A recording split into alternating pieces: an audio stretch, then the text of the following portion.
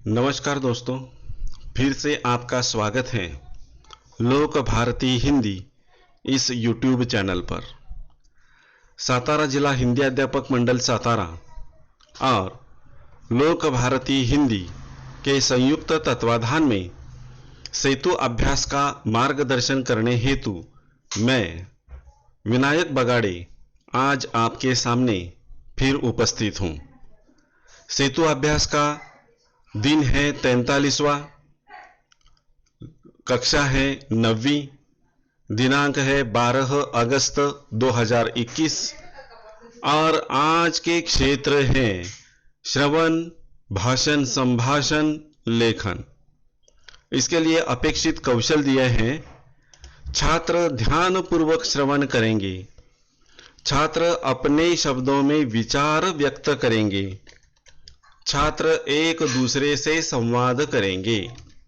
संकल्पना है गद्य। आओ पता करें पहली कृति। अध्यापक छात्रों को एक हास्य व्यंग्य कहानी सुनाएंगे। अध्यापक छात्रों को सुनी कहानी अपने शब्दों में सुनाने के लिए कहेंगे।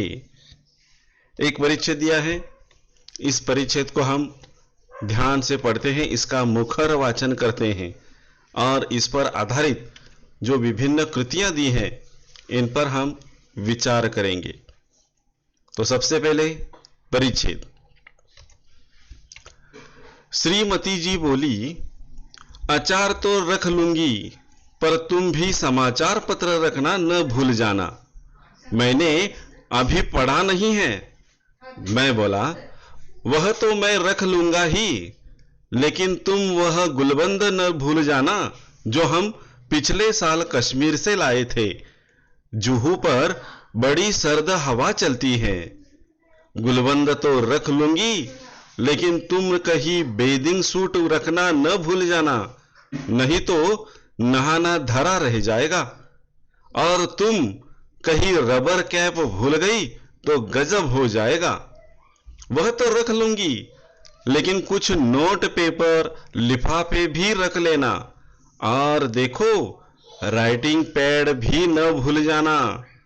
राइटिंग पैड का क्या करोगी? कई दिन से मां की चिट्ठी आई पड़ी है। जुहू पर खाली बैठे जवाब भी दे दूंगी, यूं तो वक्त भी नहीं मिलता।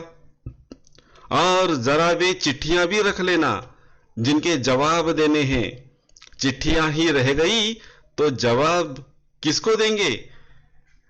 और सुनो, बिजली के बिल और बीमा के नोटिस आ पड़े हैं, उनका भुगतान भी करना है, उन्हें भी डाल लेना।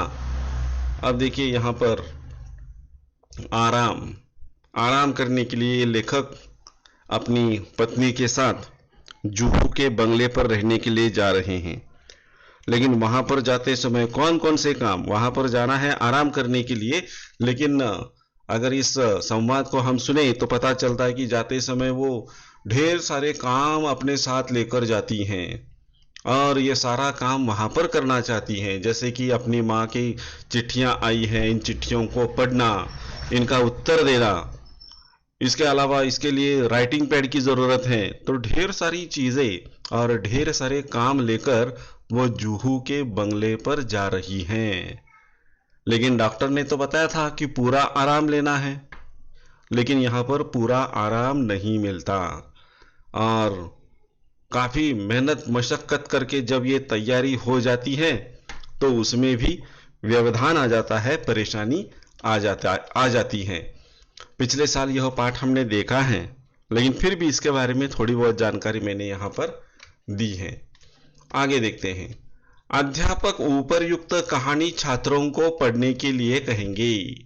जो ऊपर परिच्छेद दिया है, इस परिच्छेद को हम अपने विद्यार्थियों को पढ़ने के लिए बोलेंगे और विद्यार्थी इस परिच्छेद को ध्यान से पढ़ेंगे।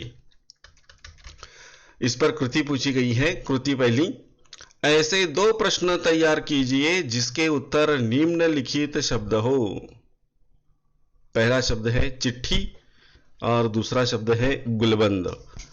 तो चिट्ठी, यह उत्तर आने के लिए प्रश्न तैयार करना है। जैसे मां की गांव से क्या आई है, माँ की गांव से क्या आई है तो चिट्ठी आई है।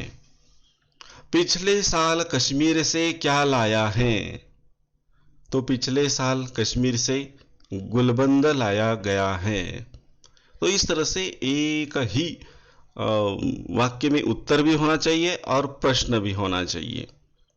अगली कृति देखिए, संजाल पूर्ण कीजिए। संजाल इसका मतलब आकृति, तो आकृति को पूर्ण करना है। जैसे कि चारों तरफ 4 खाने दिए हैं और बीच में देखिए लेखक साथ लेकर जाने वाली चीजें, और ये जो लेखक है वह अंदर जाते समय उन्होंने कौन सी जरूरी चीजें लेकर वो गए थे। तो सबसे पहले देखिए गुलबंद, दूसरा है रबर कैप, तीसरा है बेदिंग सूट और चौथा है समाचार पत्र। तो इस तरह से इस संजाल को पूर्ण करना है, आकृति को पूर्ण करना है। अगली कृति देखिए, आओ सक्षम बने। एक किसान के पास एक गधा था। वह किसान अपने गधे से सारा काम करवा लिया करता था। वह उसे अपने साथ हमेशा बाजार भी लेकर जाया करता था, जिससे वह सामान को उसकी पीठ पर रख कर लेकर आए। किसान जब भी अपने खेत पर जाता था अपने गधे को भी साथ लेकर जाया करता था, क्योंकि वह उस गधे से सभी कार्य को करवाता था। लेकिन गधा सोचता था कि हे किसान, मुझे खाने को ज्यादा नहीं देता है, लेकिन मुझसे बहुत ज्यादा काम करवाता है, जिससे मेरे शरीर में भी दिक्कतें आनी शुरू हो गई हैं। एक दिन वह किसान बाजार जाने के लिए तैयार हो रहा था, तभी उसने अपने गधे को खड़ा किया और उस पर सामान रखने लगा। तभी सामान रखते ही गधा नीचे बैठ गया। गधा समझ चुका था कि अगर मैं रोज रोज काम पर जाऊंगा तो यह मुझे बहुत ही कमजोर बना देगा, जिससे मुझे आगे चलने में भी परेशानी होगी। इसलिए गधा चलने को तैयार नहीं था। किसान ने सोचा, यह गधा आज काम पर क्यों नहीं जा रहा है। अगर यह नहीं जाएगा तो मैं सामान को कैसे लेकर आऊंगा।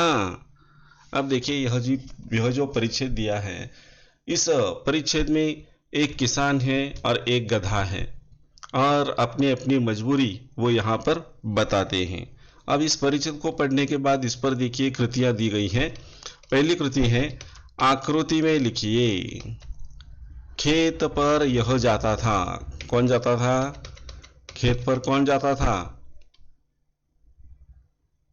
खेत पर किसान जाता था। सामान इसके पीठ पर रखते थे। किसके पीठ पर? गधे की। कहानी इन दोनों के बीच है। तो ये कहानी जो है वह ऐसे कौन से प्रमुख पात्र हैं, 2 उनके नाम यहां पर लिखने हैं। जैसे कि एक तो किसान और दूसरा, सोचिए, एक तो किसान की कहानी है और दूसरा है गधा। तो किसान और गधा इन दोनों के बीच में यह कहानी शुरू रहती है। प्राकृतिक संसाधन मानव के लिए वरदान, इस विषय पर आपके विचार लिखिए। मराठी समाचार पत्र या बाल पत्रिका के किसी परिच्छेद का हिंदी में अनुवाद कीजिए। तो अनुवाद करना है इसका। अध्यापक सड़क सुरक्षा सप्ताह के अवसर पर यातायात के नियमों की सूची तैयार करने के लिए कहेंगे। तो यहाँ पर यातायात की जो नियम है, इन नियमों को इनकी सूची तैयार करनी है आपको। बहुत बहुत जरूरी है। शायद आप सड़क सुरक्षा सप्ताह के बारे में जानकारी आपको है, तो ऐसे सप्ताह के अंतर्गत आप कौन कौन से उपक्रम लेते हो, किस तरह से ये सुरक्षा सप्ताह पाला जाता है, तो इसके बारे में जानकारी आपको यहाँ पर लिखनी है। तो दोस्तों आज के लिए बस इतना ही। हम यहाँ पर रुकते हैं। धन्यवाद।